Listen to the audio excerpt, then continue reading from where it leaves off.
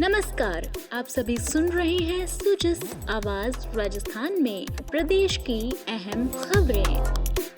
प्रदेश की हाइलाइट्स मेधा और अरिंदम के साथ। राजस्थान आज गुड गवर्नेंस और कुशल वित्तीय प्रबंधन के दम पर तेजी से आगे बढ़ रहा है। मुख्यमंत्री अशोक गहलोत ने आज उदयपुर में प्रेस वार्ता में कहा कि महंगाई राहत कैंपों की कामयाबी इसका प्रमाण है। क्योंकि गवर्नेंस जो हुई इस बार वो बहुत शानदार हुई, बहुत शानदार हुई।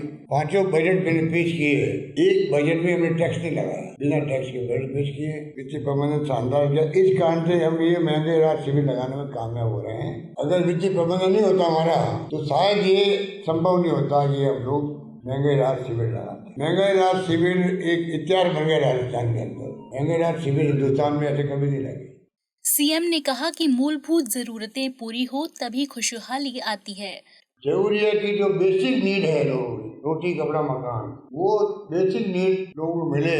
देशवासियों को पर कैपिटा इनकम, बड़े लोगों की हैप्पीनेस इंडेक्स बढ़े, तो खुश रहे। खुश कब रहते हैं? जब रोटी कपड़ा मकान भी होता है, रोजगार होता है, महंगाई कम होती है, कानून व्यवस्था की स्थिति ठीक होती है, सुरक्षित महसूस करता है आदमी। जहाँ चाहे जॉब लग जाती है, अगर सरकार में तो गैर सरकार में लग जाती है, अपना आप ही। राजीव गांधी ग्रामीण ओलंपिक खेल इतने कामयाब रहे कि आज दूसरे राज्य भी ऐसे खेल आयोजन करने के इच्छुक हैं। कुछ काम आपकी सरकार ने ऐसे किए हैं जो हिंदुस्तान में कहीं नहीं हो रहे। ग्रामीण ओलंपिक है, हिंदुस्तान में किसी राज्य ने नहीं किए हैं। अब ग्रामीण ओलंपिक की चर्चा सुन के कई राज्य भी आगे आ रहे हैं। मुझे खुशी इस बात की। सरकार ठेका प्रथा खत्म कर रही है। मुख्यमंत्री ने कहा कि इसके लिए नियम कायदे बनाए गए हैं और एक कंपनी का भी गठन किया गया है।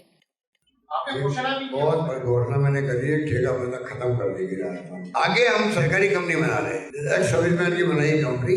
अब एलएसको करके कंपनी का नाम है, वो कंपनी के माध्यम से वो लगते हैं वहाँ पर सरकार। उसी प्रकार से अब ये जो बाकी कर्मचारी है, फरार है, जो भी है, उनके लिए मैंने किया है कि उनके लिए अलग से कंपनी बनेगी। काम चल रहा है कंपनी बनाने का। हमने कॉन्ट्रेक्चुअल सभी रूल्स बना दिए। भाई 1,15,000 लोग हैं जो कॉन्ट्रैक्ट पे काम कर रहे हैं कोई भी तरीके से, और वो रूल्स है कि जिंदगी भर हो तो बिना सरकारी नौकरी के रिटायर होते हैं। मैंने कॉन्ट्रेक्चुअल सर्विस रूल बना दिए हैं, उन पे उन सबको ले रहे हैं। उनके एक्सपीरियंस का लाभ मिलेगा, उनको अलग से प्रायोरिटी मिलेगी, और धीरे धीरे वो जहाँ काम कर रहे हैं वहाँ नौकरी निकलती जाएगी, प्रायोरिटी उनको मिलेगी और परमानेंट होते जाएंगे। ये हमारी सोच है। मुख्यमंत्री ने आश्वस्त किया कि 16 जून को वे मृतक गोवंश की सहायता राशि पशुपालकों को सीधे डीबीटी करेंगे।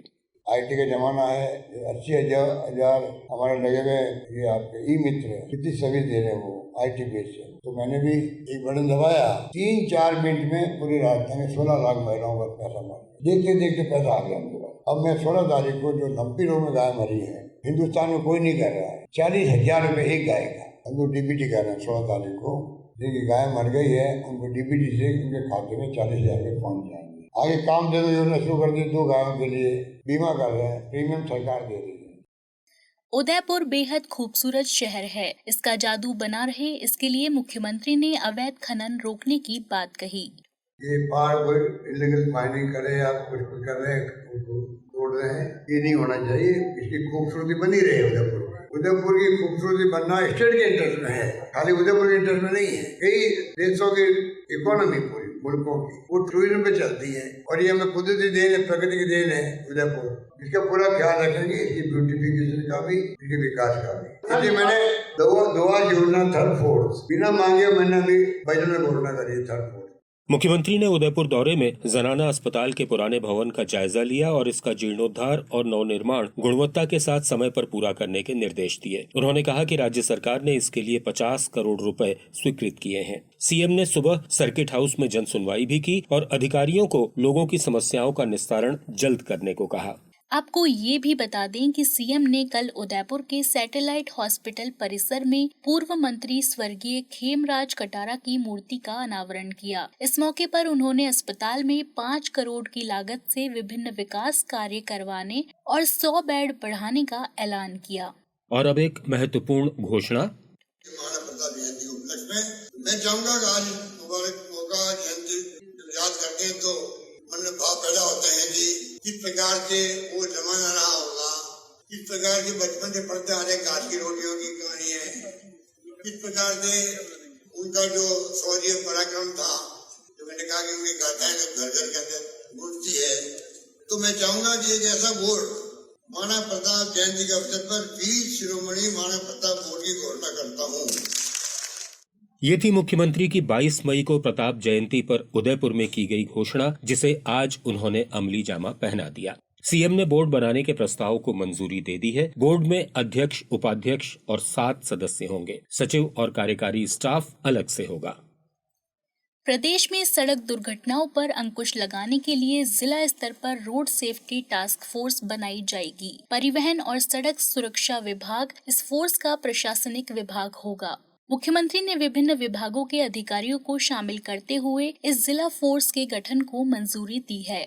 जिले में कलेक्टर इसके अध्यक्ष होंगे। रोड सेफ्टी टास्क फोर्स बनाने का मकसद 2030 तक सड़क दुर्घटनाओं और मृत्यु दर में 50% कमी लाना है। मुख्यमंत्री ने अनुकंपा आधार पर राशन दुकान आवंटन के 56 मामलों में शिथिलता प्रदान की है। शिथिलता डीलर की 60 वर्ष से अधिक आयु में मृत्यु, शैक्षिक योग्यता और आवेदन की अवधि में देरी के मामलों में दी गई है। सरकार के इस निर्णय से आश्रित परिवारों को संबल मिलेगा और उन्हें आजीविका अर्जन में आसानी होगी। इधर जयपुर डिस्कॉम में मृतक कर्मचारियों के 6 आश्रितों को भी अनुकंपा नियुक्ति दे दी गई है। इनमें 4 वाणिज्य सहायक द्वितीय और 2 चतुर्थ श्रेणी कर्मचारी के पद पर नियुक्त हुए हैं। 2 साल का परिवीक्षा काल पूरा करने के बाद इन्हें निर्धारित वेतनमान मिलेगा। विधानसभा अध्यक्ष डॉक्टर सीपी जोशी 15 से 17 जून तक मुंबई में होने वाले राष्ट्रीय विधायक सम्मेलन में शिरकत करेंगे। विधायकों के इस 3 दिवसीय सम्मेलन में 80 से अधिक सत्र होंगे। डॉक्टर सीपी जोशी ने बताया कि सभी राज्यों के विधायकों का सम्मेलन पहली बार हो रहा है। इसमें 2000 से अधिक विधायक शामिल होंगे। सम्मेलन में विधानसभाओं की परंपरा, नियम, प्रक्रिया और जनहित से जुड़े मुद्दों पर भी सत्रों का आयोजन होगा। विधानसभा चुनाव के मद्देनजर निर्वाचन विभाग ने अपनी तैयारियां तेज कर दी हैं। जयपुर जिला निर्वाचन अधिकारी और कलेक्टर प्रकाश राज पुरोहित ने इस सिलसिले में बैठक बुलाई और राजनीतिक दलों के प्रतिनिधियों से पुनरीक्षण कार्यक्रम पर सुझाव मांगे। उन्होंने बताया कि 23 जून तक बीएलओ घर घर जाकर मतदाता सत्यापन करेंगे। मतदान पूर्व के सभी काम 1 अक्टूबर तक पूरे कर लिए जाएंगे। अब सुनिए जिलों का राउंड अप। राज्यपाल कलराज मिश्र ने सिरोही जिले के शिवगंज में नगर पालिका के नए भवन का लोकार्पण किया। ये भवन सोलर सिस्टम, वाटर हार्वेस्टिंग और ग्रीन तकनीक अपनाते हुए पर्यावरण मानकों के अनुरूप है। इस मौके पर राज्यपाल ने कहा कि लोकतंत्र के सशक्तिकरण में स्थानीय निकायों की भूमिका महत्वपूर्ण होती है। मुख्यमंत्री के सलाहकार और विधायक संयम लोढ़ा ने स्थानीय स्तर पर हुए विकास कार्यों की चर्चा की। उन्होंने सिरोही को रेल मार्ग से जोड़ने, सेंट्रल स्कूल और केंद्रीय विश्वविद्यालय की स्थापना की जरूरत बताई। राज्यपाल ने शिवगंज सुमेरपुर सीमा पर बने जवाई रिवर फ्रंट का भी अवलोकन किया और आकर्षक निर्माण की सराहना की।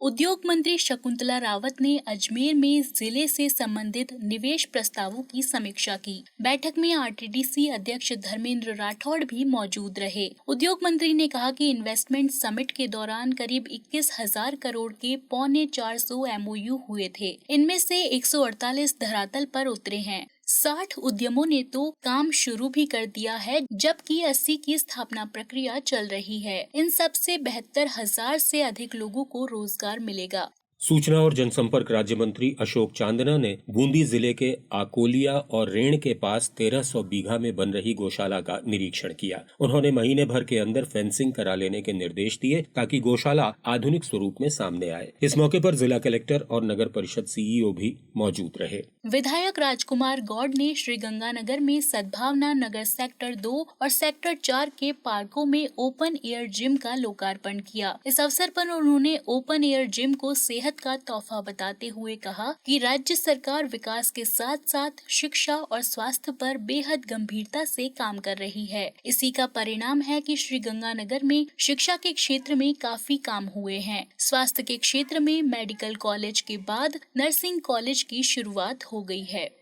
उद्योगों में SC/ST वर्ग की भागीदारी बढ़ाने के मकसद से 22 जून को जयपुर के 22 गोदाम औद्योगिक क्षेत्र में उद्यम प्रोत्साहन शिविर लगाया जाएगा।